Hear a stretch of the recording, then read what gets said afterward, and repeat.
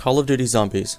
What began as a small tech demo among Treyarch's development team later became one of the biggest video game sagas ever known. I don't think anyone could have foreseen the impact that zombies would have on the gaming community, as well as many people's lives including my own. Although Zombies has not been at its peak popularity since Black Ops 3, Cold War Zombies has introduced plenty of new players to the game mode. I love this game so much, and I feel like I have a lot to say with many of these maps. I've poured so many hours into these games, and I haven't regretted it one bit. As you can likely tell, the release order for these reviews will be all over the place. My first video was about a Black Ops 4 map, and now this video is about the first ever Zombies map.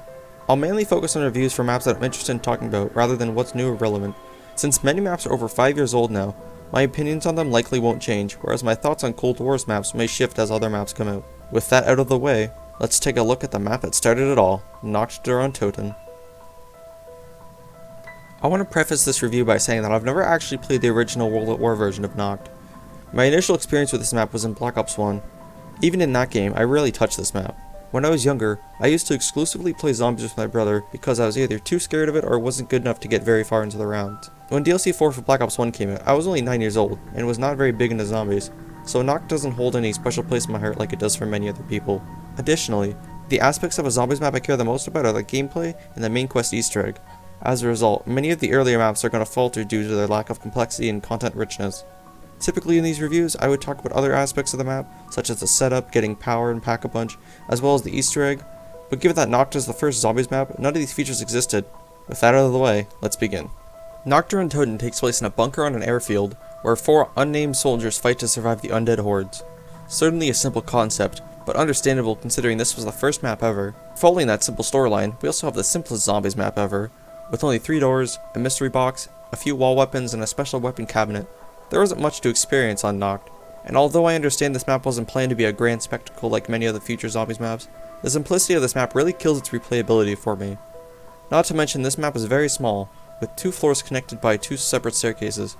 If I played this map, I'm content with playing it once and not touching it for a long time. I've never once gotten the urge to load up a game of Nacht, and if I ever do play it, it's usually when I'm waiting for a friend to load up Zombies to play a different map. It's for these reasons that Nacht is my least favorite Treyarch Zombies map. Playing Nacht with other people helps to make it more enjoyable as with other maps, but it still remains to be just as boring.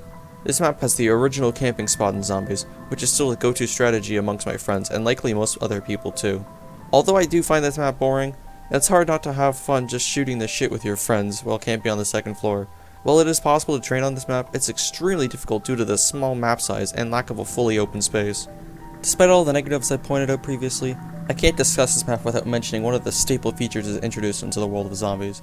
The mystery box is iconic, hosting some of the most powerful weapons in the game, including the very first wonder weapon, the ray gun. Despite being a meme gun for the longest time before its massive glow up in Cold War, pulling the ray gun from the box used to feel like a real accomplishment. It was dominant in most of World at War and Black Ops 1 as one of the best weapons in the game. It has plenty of ammo and was powerful compared to most weapons, but was held back by the splash damage it inflicts on the player and its ability to create crawls on high rounds. All that being said, the ray gun is still an enjoyable weapon to use, and if I'm just playing a map for fun and I happen to pull the ray gun from the box, I'll probably use it for a bit, especially on D Machina. This map has also been remade the most compared to any other Zombies map, including the original World at War map, the Black Ops 1 remake found in DLC 4, as well as in Black Ops 3's Zombies Chronicles DLC. And I know what some of you might say, but what about the Black Ops 2 version found in Transit? Get that shit out of here! The Black Ops 1 remake includes BO1 weapons in the box, including the legendary Thunder Gun, Mule Kick, and the Scope Car 88K in the weapon cabinet. The Black Ops 3 remake includes BO3 weapons in the box, the Thunder Gun once again, as well as Gobblegums in the Wonder Fizz machine, and the Locust in the weapon cabinet. While many people say having Gobblegums and Wonder Fizz ruins the spirit of Nacht, I personally am not bothered by it, since their addition provides a bit more to do on the map, even if it isn't much. Normally, I would discuss every new wonder weapon that appears on a Zombies map, but this technically isn't the first map that the Thunder Gun appears on, so that discussion will be saved for a Kino review.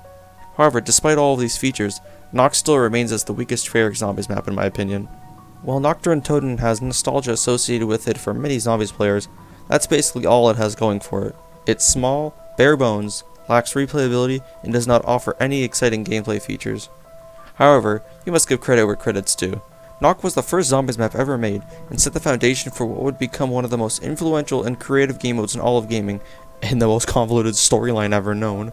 None of the amazing maps and adventures that we've experienced in future games would have existed without the success of Nacht, and I think that's something that shouldn't be ignored.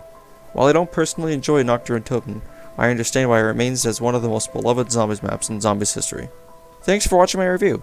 Leave a comment if you have any other suggestions for map reviews or different games in general. I'll respond to everything. Have a great day.